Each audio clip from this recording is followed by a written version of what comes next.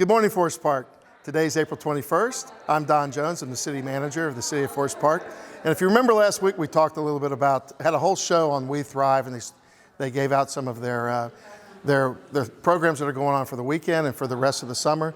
But one of the programs was this car seat program that's going on here in the city of Forest Park. We wanted to do a whole show on it today because it's really important. We want to make sure that everyone has the information they need getting into the summertime and be driving their kids around. So we've got with us today Ms. Donna Lake, who is an expert on car seats. Donna, introduce yourself. Thank you. My name's Donna Lake. I'm a registered nurse by profession, but I'm here today on behalf of Cincinnati Children's Hospital. We are conducting a child passenger safety technician class.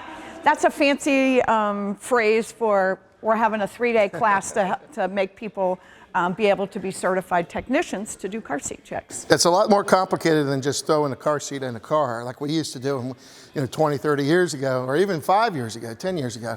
It's, you really need to make sure that you put them in right and that you know what you're doing. And one of the things here in Forest Park that we're really proud of is that we've been doing this for years and partnering with Cincinnati Children's Hospital. And you were one of our first partners of what we call fitting stations. And so people can come to Forest Park, they call you, they make an appointment, they can bring their car seats in and get them checked to make sure that their car seats, the kids are safe and the car seats are in correctly. It's a huge advantage to people. And that's a free program that we offer here at the city of Forest Park in our fire department.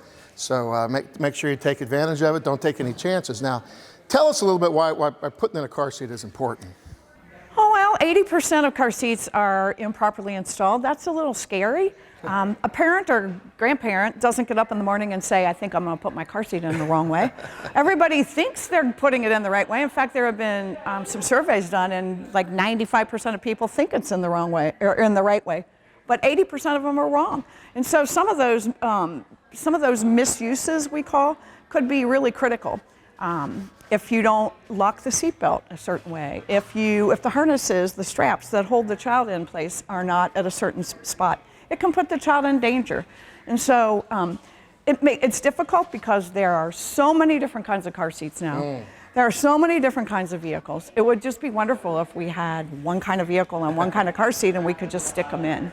Yeah. But there's a lot of different ways to install car seats, many different kinds of seats, and so it's important that you do it correctly. Yeah, it's important too that you get the right type of seat too, because I know that if you're like me, you had your kids, and now all of a sudden you're starting to get a grandkid or two, and you go to the basement, or you go to some people go to the basement, pull out that old car seat, and it just don't fit in these new cars, and it's not really up to standard anymore. And not only does it not fit, what a lot of people don't know is that car seats have expiration dates. So much changes in child passenger safety.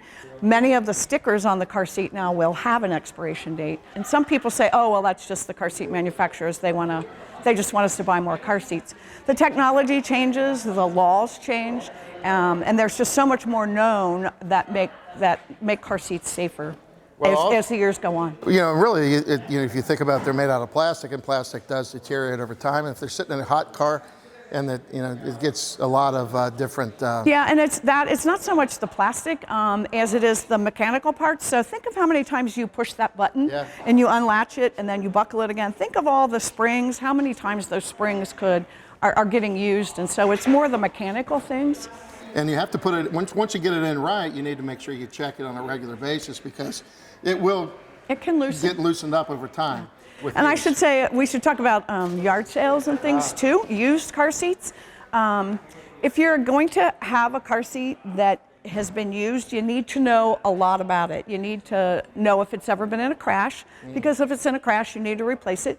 It needs to have all of the stickers on it. It needs to not be expired. All the parts have to be there, and you should know the history of the seat, and it should be clean and be usable. If you don't know all those things, you shouldn't use it. Yeah, you're really taking a real chance with your kids and your grandkids if you put them in a car seat that you really don't know is safe. And booster seats. A lot of times parents are really good about putting young kids in seats, but as they get older, they tend to not do that. And you model your behavior too. If you're a driver and you are buckled up, 92% of the time your child's going to be buckled up. But if you're not buckled up, if you're one of those people who don't use seatbelts, only about 68% of the kids are going to be buckled up, and that just puts kids so much at risk. Yeah. Kids need to be in booster seats, car seats, booster seats, and just every time we move up, we move from rear facing to forward facing to booster seat to seat belts, we lose a little bit of protection for those kiddos. So you want to keep them in those seats as long as you can. Yeah, a lot of people are confused about how long they really need to keep a kid in a booster seat, and it's a lot longer than you really think it is. I can tell you that his granddaughter is 2 years old and is still rear facing, and I'm so happy about Yes, she is. Yes, she is. And parents and grandparents are confused sometimes about the kind of car seat they should use and like what direction it should be in. So young children birth on until they're a certain height and weight should be rear facing. If we could drive rear facing, we'd all be safer. Sometimes I think people do drive rear facing, but if car seats that are rear facing, that face the rear of the vehicle, are much safer for young children to be in because the crash forces are spread across the back of the car seat. And so parents are very anxious to move the kids forward facing because they want to see them.